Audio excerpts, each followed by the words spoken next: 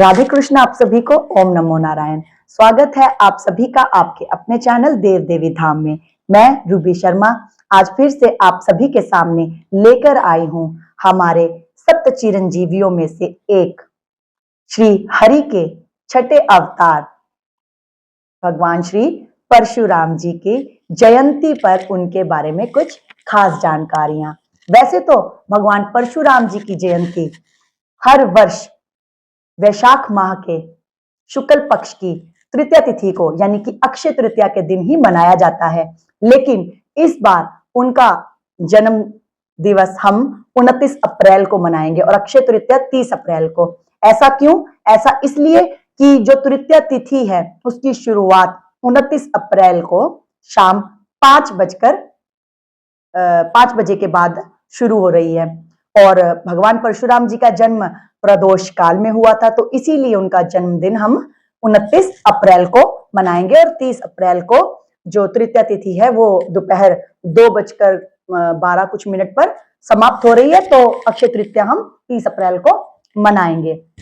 ऐसा कहा जाता है कि भगवान परशुराम जी हमारे श्री विष्णु जी के छठे अवतार हैं और इनके पिता का नाम जो कि एक ब्राह्मण ऋषि थे, ऋषि जमदग्नि था, और इनकी माता जो कि एक क्षत्रिय राजकुमारी थी, रेणुका था।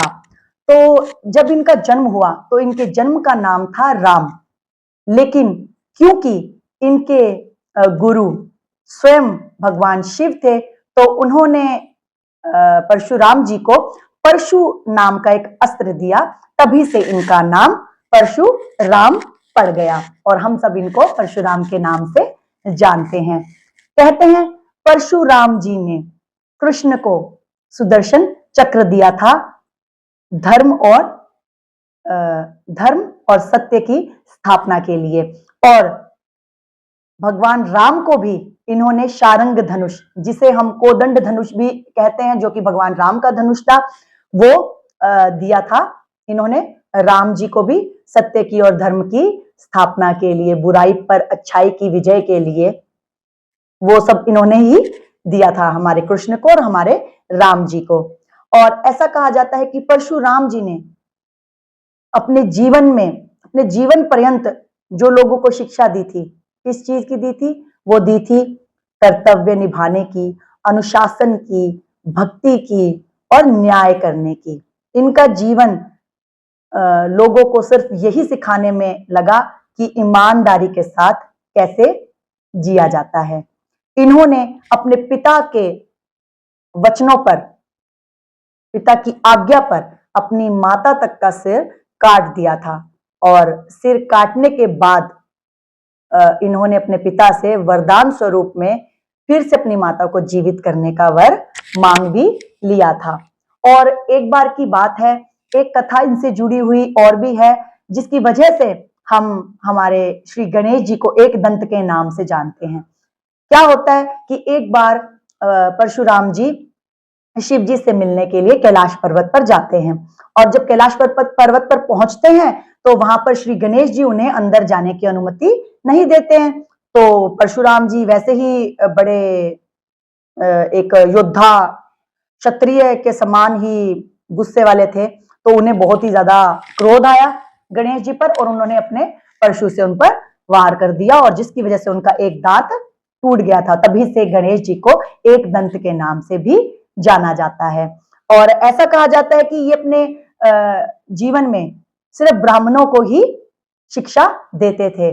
और इस बात से जुड़ा हुआ एक प्रसंग और भी है, क्योंकि इनके शिष्य थे भीष्म पितामह, गुरु द्रोणाचार्य और कर्ण, जिनका नाम आपने सुना होगा गीता के अंदर भी और महाभारत के अंदर भी।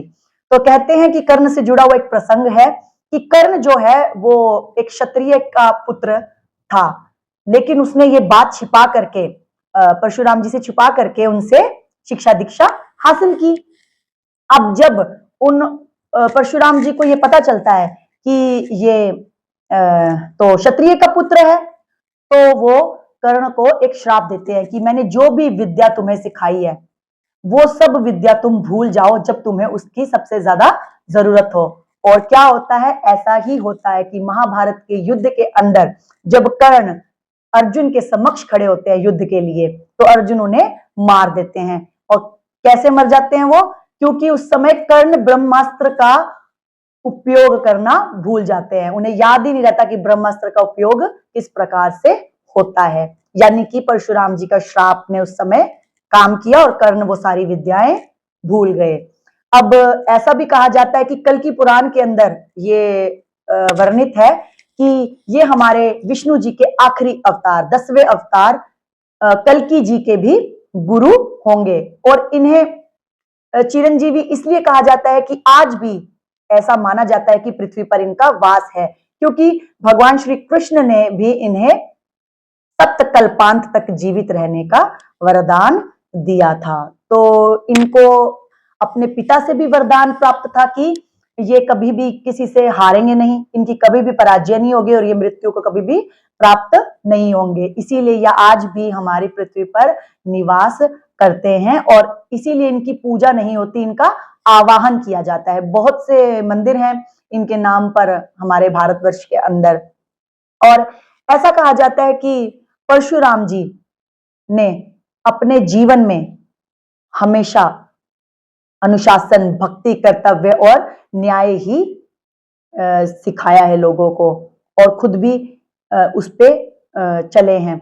और बहुत बड़ी एक इनसे प्रसंग जोड़ा जाता है कि इन्होंने क्षत्रियों का विनाश कर दिया था पृथ्वी पर से, पर ऐसा नहीं था, क्योंकि इनका जो अवतार लेने का उद्देश्य था वो यही था कि अधार्मिक जो राजा है उनका पृथ्वी पर से विनाश हो जाए। इसी के लिए श्री हरि ने अवतार लिया था परशुराम जी के रूप में। और इनकी पूरे क्षत्रिय वंश से कोई दुश्मनी नहीं थी, शत्रुता नहीं थी, बल्कि क्षत्रिय वंश के अंदर एक है वंश के बहुत ही अभिमानी राजा हुआ करते थे, उनके वंश का इन्होंने 21 बार विनाश किया था पृथ्वी पर से। है वंश, तो है वंश जो क्षत्रिय वंश का एक वंश था, उसके ये शत्रु थे, ना कि सभी क्षत्रियों के। और ऐसा कहा जाता है कि इन्होंने अपने जो जन्म के बाद जब ये छोटे थे तो ये जिस भी जीव को हाथ लगाते थे, है ना, वो इनसे प्यार करने लग जाता था। मतलब इनकी बात समझता था, हर पशु पक्षी, हर जीव इनकी बात समझता था। ये सबको ना मंत्र मुग्ध कर लेते थे और अस्त्र शस्त्र की विद्या बचपन से ही ये बहुत ही जल्दी सीख गए थे। मतलब थे तो ये ब्राह्मण की संतान, लेकिन इनके अंदर गुण थे क्षत्रियों वाले, और बहुत ही उग्र रूप में रहते थे, हमेशा क्रोध से भरे हुए रहते थे। मतलब इनका खून धधकता ही रहता था हमेशा। तो परशुराम जी ने हमारे जीवन में सिर्फ यही सीख दी है कि ईमानदारी से जिया जाए, अपने कर्तव्यों का पालन किया जाए और धर्म की रक्षा के लिए और न्याय के लिए अवश्य खड़े हों और लड़े। तो परशुराम जी की जयंती के लिए आप सभी को बहुत बहुत बधाई। तो उस दिन अवश्य परशुराम जी का आवाहन कीजिए और उन्हें याद कीजिए, उनके निमित्त दान कीजिए, मंदिर जाइए। ओम नमो नारायण। राधे कृष्णा।